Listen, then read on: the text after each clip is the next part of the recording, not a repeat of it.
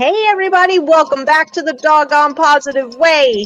We are talking all about puppies and we're going to talk about what you need to do and how to train a deaf puppy. And also, I just want to update you real quick on the dog food recalls. There is a recall that's out for Pedigree dry dog food. And there is not a recall for Nature's Recipe. I thought there was. It was an old article, or old. It was a new article, but old recall dates. So I apologize for that. So I have to retract that. But there is an issue with the dog food. Dogs are getting sick. Like I said, our dogs got sick. The shape and color and odor and everything's different. I did get my money back from Chewy. Amazon, I was out of their return days. It was over 30 days. So they were like, no, they can't. So I decided to call Nature's Recipe. They told me that they did not get any memos about any ingredient changes that could possibly cause an upset stomach with the dogs. But they do have two different processing plants. And I know they have a plant in Thailand, but I don't know. That's for the wet food, from what I understand. But I don't know why I didn't ask where the other processing plant was, or are they both in the United States? But she also told me that that is the reason, that could be the reason why the food looks different and smells different, and the whole nine, the color's different, is because it's from a different processing plant. And I was like, okay, but it's a dramatic difference. So I don't know if she was just, hey, there's things going on with the food, so tell people this if they call with issues about the dog food. So I'm not sure about that. But there was no official recall. There isn't an official recall for Purina either, and the FDA is getting involved with that because there have been enough dogs that have gotten sick from Purina. But again, no official recall, even though things are going on. So I'm going to do a dog food episode. I'm not sure when, but I will do it because I think it's really important for us to talk about dog nutrition, and not from a medical standpoint, because I'm not a veterinarian, but just some basic things that I've studied over the years, and I think would be helpful information to pass on to you guys, so you can make different decisions and choices that would be better for your pocket and also better for your dog overall. So, but let's get back to the deaf puppy. So, I actually recently messaged with somebody about their puppy that they got, uh, she got the puppy at 4.5 months of age. Puppy's now 6 months. The puppy is not house trained. Puppy's deaf. And the puppy does not listen at all because the puppy's deaf. So they're having a hard time communicating. Obviously, right? Of course, you're going to have a hard time communicating. So I was like, you know what? I didn't even think about doing a deaf puppy podcast, episode, but I think it's a good idea for us to just talk about it because it can definitely happen, especially if you get dogs that are more genetically predisposed to being deaf, like Dalmatians, terriers. Like this is a pit bull terrier behind me. Also Jack Russells, setters like Springers, and I think boxers also, like white boxers. Now that's not to say that all white boxers have deafness, okay? Or all white dogs have deafness, because I had almost a full white Jack Russell and he was not deaf, and Rufus was also mostly white and he was not deaf. So I think it's more in line with, the chances are higher with a dog who is white or a blue, some kind of pigment change that isn't considered, the norm. and also blue eyes. So again, that's not to say that all blue-eyed dogs are deaf. I'm not saying that, okay? But the chances are greater for that to occur in those breeds that I just mentioned, and in dogs who have these different pigments in their fur, skin, and eyes. So that's definitely something to think about. I also took some notes here too, because it is a lot of information, and I'm just going to cover just a tiny bit of it. So something to think about. I mean, I think you'll catch on pretty quickly. Like if your puppy is not responding to you, maybe not responding to clapping of hands or squeaky toys or, you know, the dog's name, anything, then you're going to be like, I think something's maybe off. So I would highly recommend you go to your vet and have your vet, just kind of look the puppy over. You should also be taking your puppy to the vet wherever you get the puppy from, whether it's a breeder or, the shelter, or you found the puppy, go to the vet, get them checked out medically. There is a test you can do. It's called the Bears test. It's a brain stem audio evoke response. So basically they put headphones in the dog's ears. I had one done years ago, I think in 2001, 2002. And it just measures how long it takes for the sound to travel that goes in your ear to your brain. That's very basic. I am sure it's so much more than that, but that's basically it. Like, is your brain responding to the sound that's coming into your ears? And the doctor can, see what the graph is telling them during the test and have a report to let you know. That, I'm sure, is a very expensive test. And I don't think you need it. I think if you want to do something like that, like if you have, a amount of money, or if your pet insurance covers it, by all means, go for it. But I think it should be relatively simple to figure it out with somebody else, and especially with your vet. And your vet really definitely needs to be on board, because you're going to want them to just be a little bit more intentional when your puppy goes to get exams and all that type of stuff. And the other thing that is so important is, we're going to use, of course, this about me, but we're going to use all positive methods. And I'm a clicker trainer. So how are we going to clicker train this puppy? The clicker is a marker, okay? It makes a sound, and the food is the reinforcer. So the click is like, yes, good, right on, thumbs up for the deaf puppy, thumbs up. It can be good. And you can also use thumbs up as a marker. Now, I have also used a light, like a little flashlight that's like in the shape of a pen, and you just hit it and turns on, and that's your marker. So the dog sits, you hit the light comes on, and you give them a treat to reinforce. You can do that, but it just might be easier all around just to a thumbs up. It's just so easy. It's really easy. We do thumbs up virtually on all of our social media platforms. So just do that as your marker. Simple. If you want to be fancy, go for it and use a light. That's no problem, as long as you're marking it and that the puppy can understand what's happening.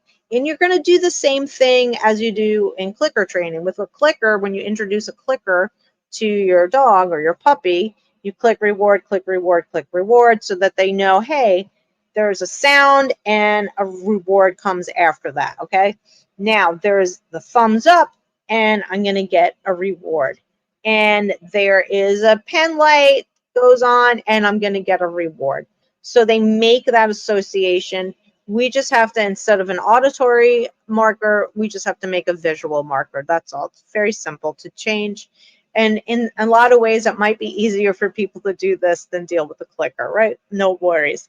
Now, what's super important, and I love hand signals anyway, because I feel like dogs really communicate through our body language, and that's how they communicate with each other, There is a lot of vocalization, but the body language is key. And your dog is looking at you all day long or all night long whenever you're spending time with them. So they're observing everything. When you tell them to sit, you stand a certain way. You look a certain way. Your face looks a certain way. You know, maybe you're doing something with your hands that you don't even realize.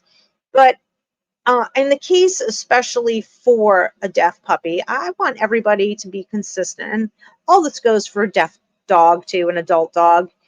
If you happen to adopt an older dog that is deaf, no problem. All the same methods apply. We're just talking puppies today. But I think, again, like you should have that consistency with hand signals so everybody in the house can be on the same page. So this can be your marker. And if you want your puppy to sit, you can just do this. Sit. Down. Potty. Yes. Oh no, this is no. No. Sorry. No. And yes is this. And there are other hand signals that you can use that are in line with American Sign Language. Just look it up. There are pictures also, just to make it easier for everybody. And it's not difficult. You know, we're just talking about some basic hand signals. But the nice thing about using the American Sign Language is that it's consistent. It's everybody does the same signs. So your family can all be on the same page. So hand signals, super important. And again, we're going to use food, and I think you should use a pretty stinky food. I really do. I really like the little baby freeze-dried shrimp or freeze-dried liver, something that's a little, you know, funky smelling, you know, so you're going to get your dog a little bit more, your puppy, a little bit more interested because it's something that smells amazing. And I think the same rules apply. I don't think you should treat the deaf puppy any differently as far as, you know, any coddling or that type of thing. I think you can definitely house train your puppy. You're going to do the same thing, except, you know, guess what? They can't hear. So you need to teach your puppy, any puppy, how to let you know that they have to go potty. Okay, so I always love the bell. I hang jingle bells. You can do a bell that you teach them to hit like a desk bell, like a ding at a hotel, the way they used to have them up there. Very annoying. But for the staff behind the desk. But anyway, just a way that your puppy can signal to you that they need to go outside. I taught a puppy that actually wasn't deaf. The owner was deaf to touch a touch lamp, and it was like a room lamp on a stand, and to let his owner know, hey, it's time to go out. I need to go out. And here's his visual signal. So you can do that too. You can get as fancy as you want, but I like to keep things simple. You know, ringing the bell.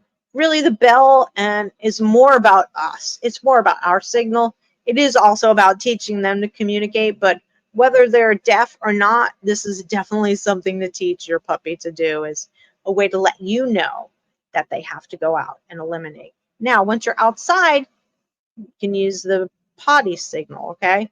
And I mean, my thumb is short, but it's a thumb in between your first two fingers. See that? And it's just this, you know, like toilet. That's all. And yes, when they eliminate successfully, and reward with a treat.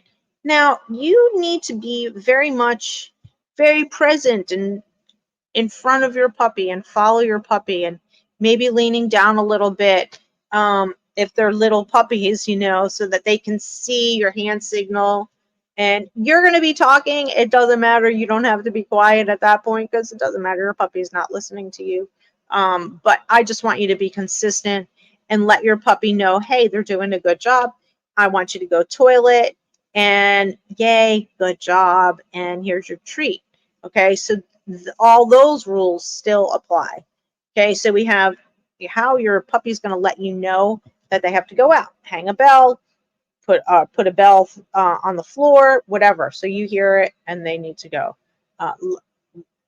Let you know that they need to go out. Now, your puppy shouldn't have a bunch of free time either. Your puppy needs to be crate trained. You do all the same things with a deaf dog that you would do with a hearing dog, okay? Your puppy needs to be in that crate with all good things, your Kong toy or a puzzle or a lick mat. Every time you have give them a meal, they need to eat that in their crate. Don't shortcut it. You shortcut things, you're going to have problems. You're only making it more difficult for yourself later down the road. You want an instant gratification fix because you don't want to put the work in up front. Guess what? Later down the road, your puppy is going to have issues. Your puppy is going to be crapping and peeing in the house. Your puppy's going to be chewing your stuff. Your puppy's going to learn all kinds of bad behaviors. So don't do it. What are we talking about? We're talking about future-proofing your puppy. Don't teach them or don't give them those opportunities to get reinforced by their own bad behavior. So what I mean by that is if you have a puppy that is not crate trained and you're not watching it, like literally watching it, okay? Guess what? Your puppy is tall enough. They get up on the counter, they grab a loaf of bread. They just taught themselves by reinforcing themselves. I jump up, I get reinforced by food. Now, it only took that one time. Now that puppy is always going to be looking up there.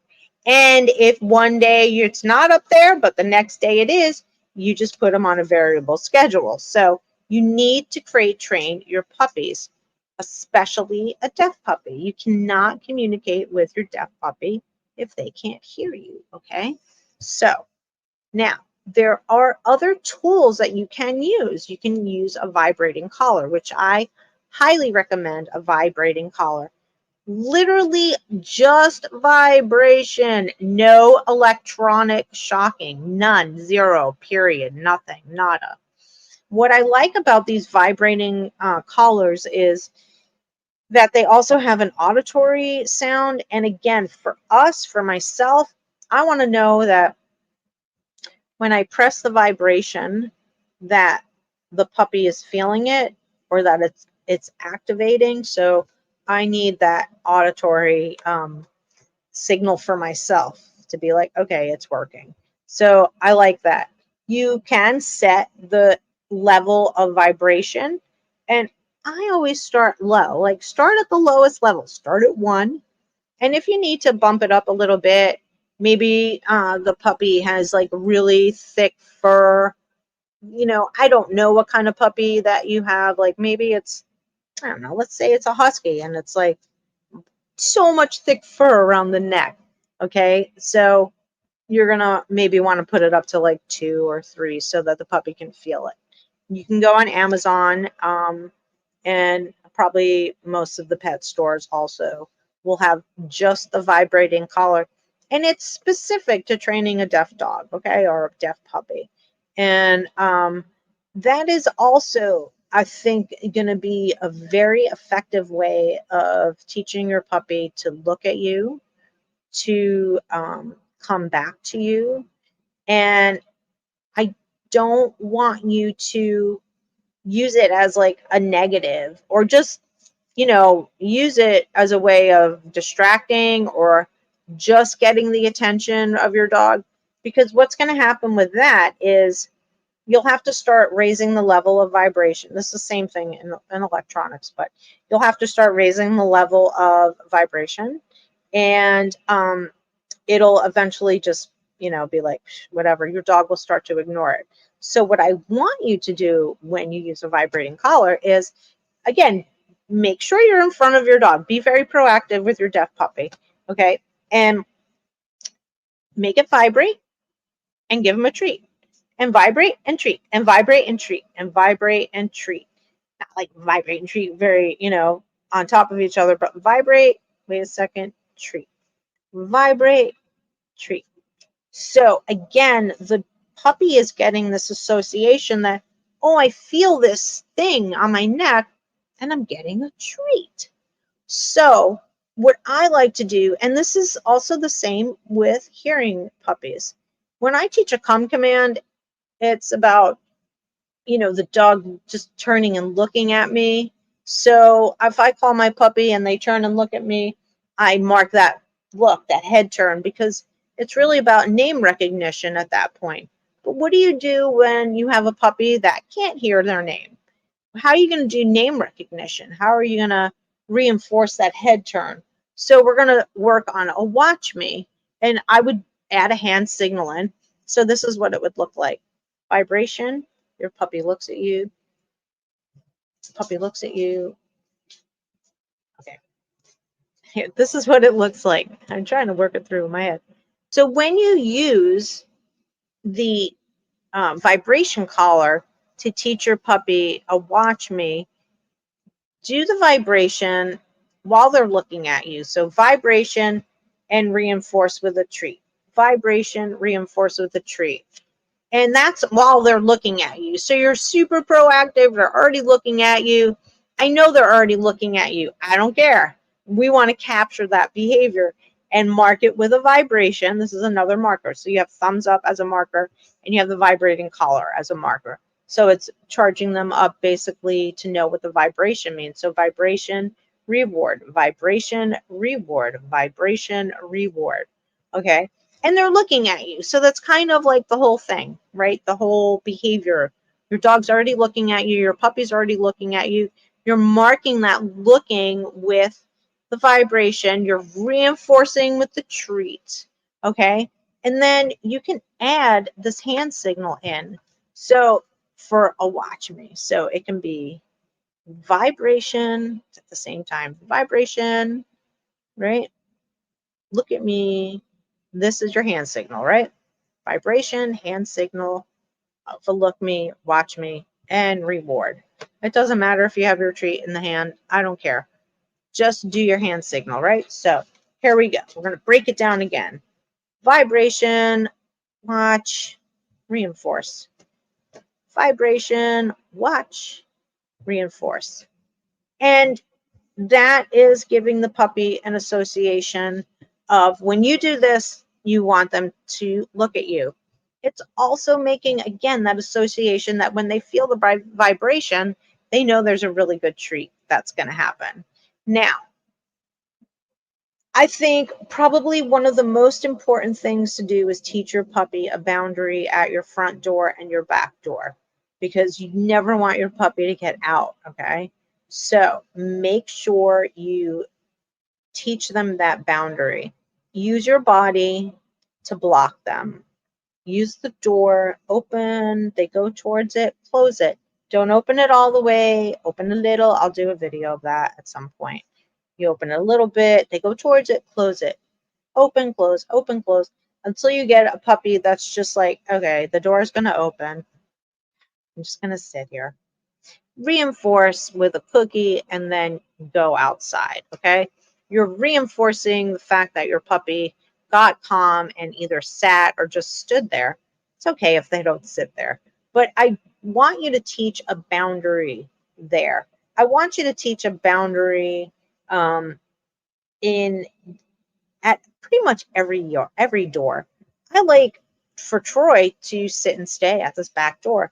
Otherwise, he'll just bust through. He doesn't care. He'll knock Bella over. He'll push me out of the way. He'll push Tammy out of the way. You need to teach your dog some boundaries. And again, this is something that can absolutely be taught to your deaf puppy. Okay.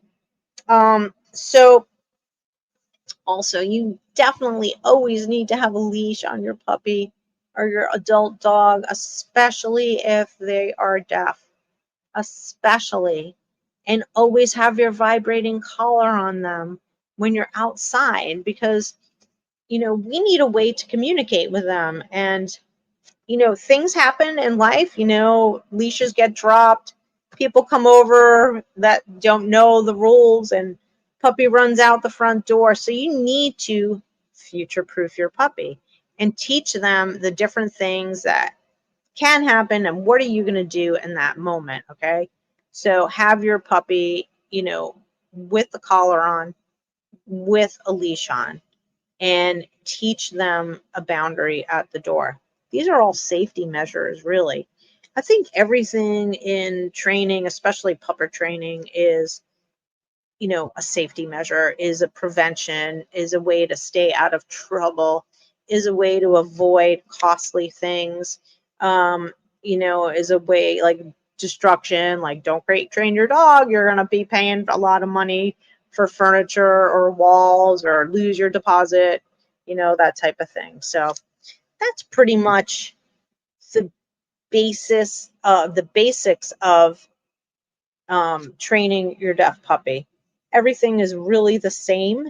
However, you are adding hand signals, very clear and concise hand signals, and your marker change. Your marker change from a vibrating collar, or a thumbs up, from a clicker, vibrating collar, thumbs up, and even a pen light. So there you go. There's some information for you on how to train your deaf puppy. I hope you enjoyed it. Please like, follow, share, subscribe, do all the things. I really appreciate it. I appreciate your support. I appreciate everybody who's listening. I hope you made it this far. Thanks so much. Have an awesome day.